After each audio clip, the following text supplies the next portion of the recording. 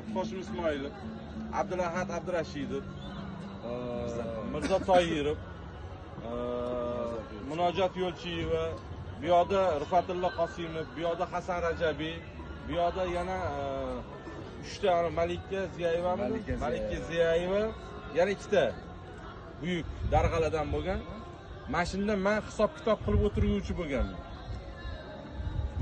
Mirzo Toyirovga o'tirganda bular ballarini hammasini qo'yishgan. Xurshid familiyasini bilmayman. Oripov, Mirzo Toyirov shogirdi Yusuf Naychi. Keyin bular uchaloviga turishibdi. Turg'un akaga, undan Turg'un akaga so'z bersa, Turg'un aka xudo rahmat qilsin, shunday keldilar. Mirzo dedilar, Toyirov.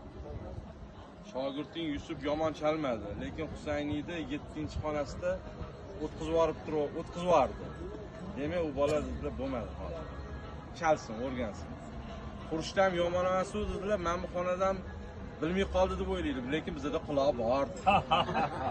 Shunaqa dedilar-da, keyin unda turib olib, baribir dedilar, oxirida bu narsani nima qildi?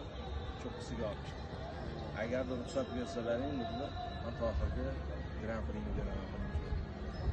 Mana shu insonga Turg'un Alimatov ham berib, nima qilgan? Grand Prixni bergan. O'shaning uchun siz ochiq gapga aytish kerak. O'shalarni tan oldirgan odam har kimga emas.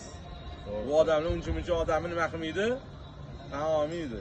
Bir Turg'un aka o'tirib, supada o'tirsalar, oshi suzadigan paytda yana bitta odam kelib qopti-da endi.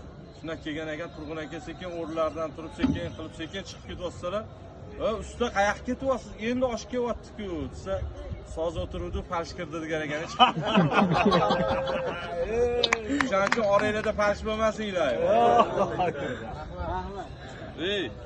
Bunaqa arxiv chiqardi.